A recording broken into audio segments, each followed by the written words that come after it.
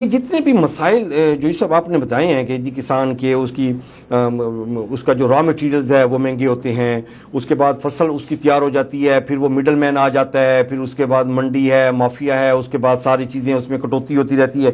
یہ سارے مسائل کا ادراک کسانوں کا حکومت تک پہنچانے کا ذریعہ کیا ہے؟ کوئی بھی نہیں ہے. یہ جو نام نہاد جو یہ ڈرامہ کسانوں کی جو جماعتیں بنی ہوئی ہیں، یہ کوئی رول پلے کر رہی ہیں کسانوں کے لیے؟ بیسیکلی دیکھیں نا، انہیں پلے کرنا چاہیے.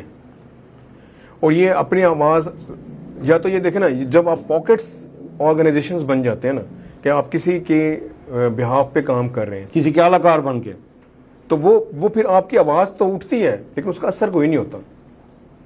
ابھی دیکھیں نا کتنی آواز اٹھ رہی ہے کہ جی کسان جو ہے وہ مر رہا ہے، اس کو ریلیف نہیں مل رہا، حکومت کی جانب سے امدادی قیمت نہیں ابھی تک اناؤنس کی گئی. ہونی چاہیے، لیکن یہ مظاہرے یا تحریک یہ صرف 2-3 شہروں تک محدود کیوں ہیں؟ آپ کا پورا پاکستان. ہاں، یہ کسان اتحاد کی تنظیمیں تو کہتی ہیں ہمارے پاس لاکھوں کے تعداد میں ہمارے پاس جو ہمارے ساتھ لوگ کسان اٹیچڈ ہیں، لیکن جب پروٹیسٹ کی باری آتی ہے تو پتہ لگتا ہے کہ جی 100-200 بندہ. پروٹیسٹ میں خطاب تو محتشم صاحب آپ نے کرنا ہے، لیکن ایف آئی آر میں نے بھگتنی ہے. تو جب میرے اوپر ایف آئی آر ہوگی اور اس وقت میرا لیڈر نہیں آئے گا تو پھر اس کے پیچھے کوئی نہیں چلے گا. جو تنظیمیں ہوتی ہیں اس کا بنیادی کام یہ ہوتا ہے کہ اپنے ممبرز کو اکٹھا کر کے چلیں اور ان کو بھی پروٹیکٹ کریں. یہ نہیں ہے کہ صرف اپنی پروٹیکشن کریں.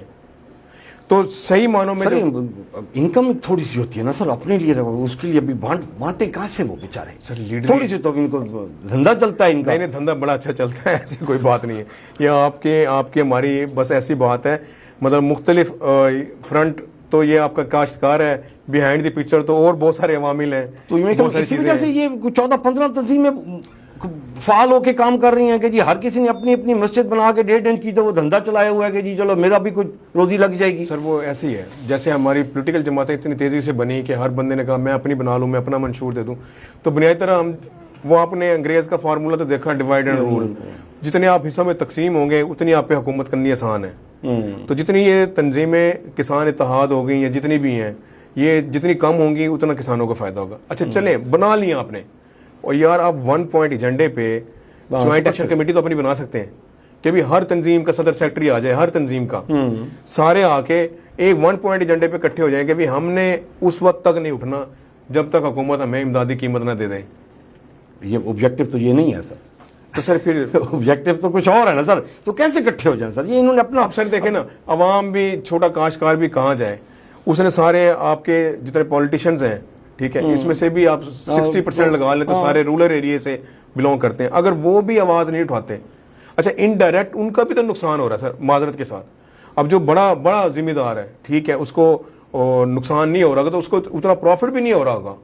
اگر ایک حکومت نے اگر اماؤنٹ نہیں، امدادی ریلیف نہیں دیا تو اس کی بھی تو جو گندم ہے اسی ریٹ پہ خریدی جائے گی نا جس ریٹ پہ عام آدمی کی خریدی جائے گی، یا اس کی زیادہ خریدی جائے گی. اس کے ساتھ پاس راستے اور ہیں نا سر، بیلنس کرنے کے لیے اس کے پاس اور راستے ہیں. اس کو نقصان کو منیمائز کرنے کے لیے اس کے پاس بڑی آپشنز ہیں. وہ دوسری جگہ پہ جگاڑ لگا سکتا ہے. ایک عام کسان بیچارہ جو 2 ایکڑ یا 10 ایکڑ والا یا 20 ایکڑ والا ہے سر، اس کے پاس آپشن کوئی نہیں ہے. وہ سر 6 مہینے گندم رکھ بھی نہیں سکتا. جو بڑا کسان ہے وہ سر گودام بنا کے رکھ سکتا ہے، وہ کہتا ہے اپنی مرضی سے بیچتا رہوں گا میں. وہ اس کو سٹور بھی کر سکتا ہے، وہ اس کو پریزرو کر سکتا ہے. آپ کی بات درست ہے، لیکن یہ جب تک ہمارے جو پولیٹیشنز ہیں یا ارباب اختیار ہیں، یہ جب تک کسان دوست پالیسی نہیں بنائیں گے، میرے خیال میں اس میں کوئی تبدیلی نہیں آنے لگی.